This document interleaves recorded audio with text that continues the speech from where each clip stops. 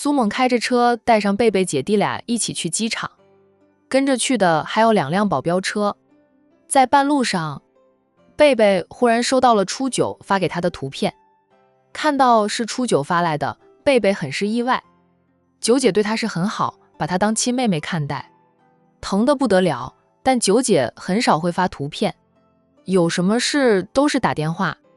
用九姐的话说，打电话方便快捷，发信息还要打字，她嫌打字没有说得快，跟婷哥一个德行，怪不得2个人会相爱，他们就是一路人。贝贝点开了初九发来的图片，是相片，婷哥的相片应该是九姐拍到的。等等，婷哥在干嘛？坐在沙发上打毛衣。很快，初九又发来了一段视频，贝贝点开视频来看，视频里的龙婷笨手笨脚的织毛衣，那毛线球掉在地上滚出老远，拖出一条长长的毛线。龙婷想放下织针去捡毛线，又怕打乱了那手慌脚乱的样子，是贝贝从来没有见过的。坐在贝贝旁边的战旭瞟了2眼，他眼尖看到了是婷哥的视频，就不客气地凑过来。姐弟俩是坐在车后座的，战旭要姐姐陪着他一起坐后座，跟苏猛说他一个人坐车后座会怕，苏猛都想把他踹下车去。怕个毛线呀，战家的男儿就不知道怕字怎么写的。姐，婷哥在干嘛？看样子是在打毛衣。打毛衣？婷哥他闲的没事干吗？不是说他很忙的吗？他怎么有时间在打毛衣啊？听到姐弟俩的对话，苏猛好奇地问，什么打毛衣？战旭抢着回答，猛哥，婷哥在织毛衣。苏猛，怎么可能？你看错了吧？婷哥是什么都会，但确实不会织毛衣。咱们这个圈子里的人有谁会织毛衣的？他妈妈，他大伯娘，还有未来的丈母娘，战家的所有女性都不会织毛衣，就是他奶奶那老一辈都不会呢。他们这些豪门家庭都不需要学织毛衣，他们的衣服都是叫人量身定造的，想穿毛衣吩咐一声就行，哪里需要自己动手织毛衣？我没看错，就是婷哥。我姐都说是婷哥，是九姐发过来的视频，能有错？战旭不爽地反驳苏猛，他说的是实话，猛哥却说他看错了。贝贝说道，就是婷哥，他在他的办公室里打毛衣，我打电话给九姐问问是怎么回事。说着，贝贝打电话给初九，初九接听电话后，他问出了疑问。初九低沉地答道，少爷说是妍妍要他织毛衣。妍姐？贝贝惊讶过后笑问，婷哥得罪了妍姐吧？不知道他打电话给妍妍时经常都是背着我的，不知道在妍妍那里说了我多少坏话，拿妍妍来压我。九姐，婷哥没有说你的坏话，他顶多就是抱怨你不听他的话，叫你不要把他当成主子，你将他的话当耳边风说了，你们是亲人一般的感情，你非要把他当主子，你当仆。这样的抱怨，婷哥也没少跟他们吐槽，话里话外都是拿九姐没办法。九姐也的确是固执，他本来就是我的主人，我是他的仆人，不能因为跟他一起长大就目无尊卑。贝贝，看九姐就是这样，你都能把我和妍姐当成妹妹，为什么就不能将婷哥当成家人？你们相依为命10几年呢，我的命是师公给的，师公说过我这一辈子的宗旨就是保护好照顾好少爷，不管遇到多大的危险，我都要护住少爷，不能让少爷有任何的闪失。他就是少爷的贴身保镖，少爷的忠心仆人。九姐，你是让我帮你问问妍姐吗？初九说道，少爷这样是不务正业，工作堆成山了，他劝过少爷，少爷也不听他的，说他刚学织毛衣，得好好练一练。初九也很想知道，妍妍为什么会让少爷织毛衣的？九姐怎么不自己问一下妍姐？初九说道：妍妍在忙，我不能打扰她。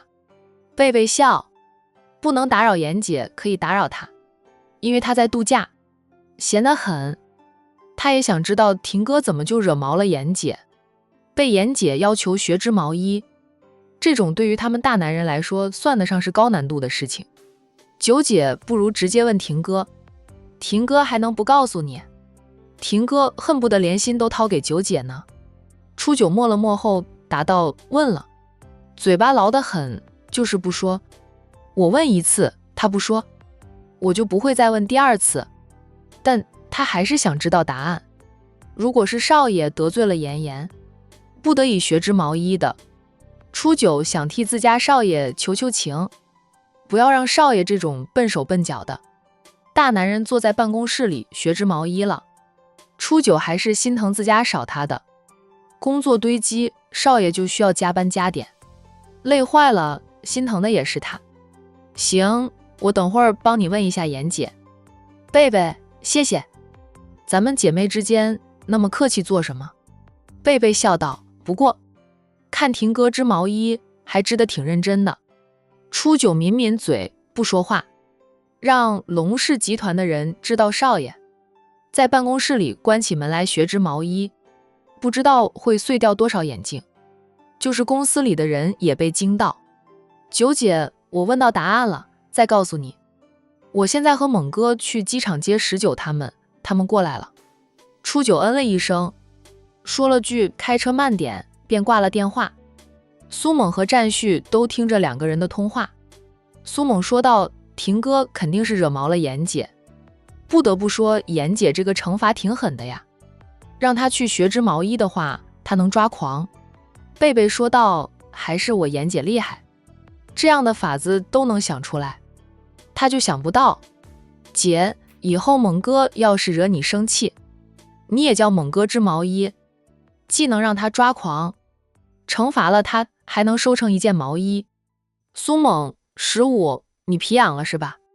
居然教贝贝惩罚他织毛衣，那玩意儿他学不来呀。让他织毛衣，他宁愿被贝贝揍一顿。贝贝笑道：猛哥织的毛衣，怕是连我的宠物狗都穿不进去，还给他穿呢。给他穿，他也不敢穿呀，估计也穿不进去。不过猛哥以后若是做了错事，惹我生气了，可以考虑罚他织毛衣，要给我织一整套的毛衣，然后带上罚你织的毛衣，冬天来六叔这里看雪。战旭鼓着掌：姐，就该这样，记得多罚点，让猛哥也给我织几件毛衣吗？我还没有穿过人工织的毛衣呢。X 省的 A 市冬天很冷，经常下大雪，不要说冬天，就是入秋了，那气温都比管城冬天最冷的那几天还要低。每年一放寒假，战远就将孩子送回管城过冬。战旭兄弟俩都喜欢待在管城，虽说热得早，但算不上全国最热的城市，主要是冬天舒服，不热不冷的。在自家过冬，虽说屋里有暖气，但出门去玩的话会觉得很冷，特别是习惯了管城的气候。战旭上小学之前还是留在管城上的幼儿园呢。他小的时候不喜欢待在 A 市，说太冷了，就喜欢待在管城。战远夫妻俩只能将小儿子留在管城上幼儿园，反正父母退休在家，可以帮他们照顾管教一下孩子。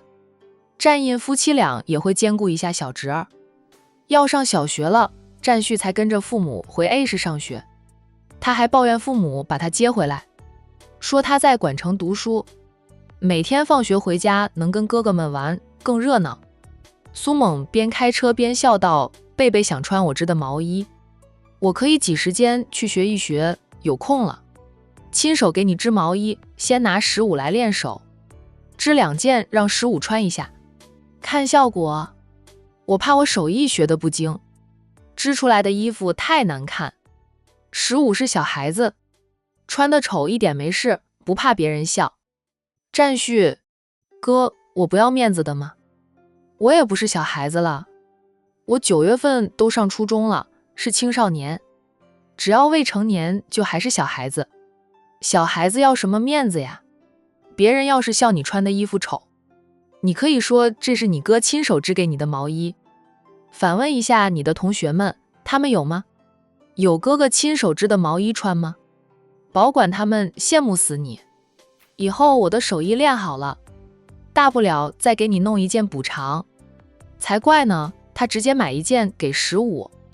他真会的话，只会给他家贝贝织毛衣，哪怕管成现在的冬天，根本不用穿毛衣。今年过年呀，基本上都不冷，大过年的都能过成夏天呢。但那是情，是心意，也是浪漫。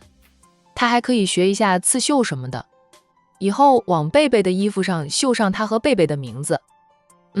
想一想就好。真正让他去学，他真没那个时间。占旭嫌弃地道，我才不要你给我做的衣服。姐，你也不要猛哥送你的衣服，肯定丑的没边，连你的宠物狗都不想穿，嫌弃丑。等我长大了，我赚很多很多的钱，请全球最好的服装设计师，给姐量身定造漂亮的衣服，好好的孝敬姐。贝贝被弟弟的话逗笑，伸手揉了一下占旭的头顶。15有这个孝心，姐很开心，那姐就放在心上了，等着你实现你的孝心。15，你的头发有点长了，要剃头发了。接到19他们回来后，我帮15剃头，保管你整个暑假都会舒舒服服的，出去疯跑也不会热的头发都湿。占旭说他猛哥是想帮我剃光头吧，当他是1岁的小孩子好糊弄呢。苏猛嘻嘻的笑，咱们15还是挺聪明的嘛，剃光头最舒服了，夏天就要剃光头。猛哥怎么不剃光头？你和我大哥要是夏天都剃光头，我们都会跟着剃。当弟弟的还是很崇拜大哥哥的，喜欢跟着大哥哥的脚步走。苏猛说道，我们已经是大人，工作了，每天要上班谈生意，见客户顶着个光头不太好，看容易影响公司的形象。公司可是你们占家的公司，我不能影响你们占家公司的形象。占旭撇撇嘴，就哄他吧。他身子往后靠，不搭理苏猛了。车子行了大概有半个小时吧。占旭摸了摸肚子，对贝贝说道，姐，我饿了，车上有吃的吗？车上哪有吃的，也没有带着零食出门呀。贝贝说道，离吃饭还早着呢，你这么快就饿了？他这个年纪开始长身体了，饿得快吃得多正常。没听说过半大小子吃穷老子吗？我们都是过来人。他青春发育期吃得特别多，运动量又大，长高也快，就是他家里有钱，不缺他吃的。看到他那么能吃，他爸妈都会像看饿死鬼投胎似的看他。家里厨师知道他能吃，每天除了准备他爱吃的饭菜，还会多做些吃的喝的备着。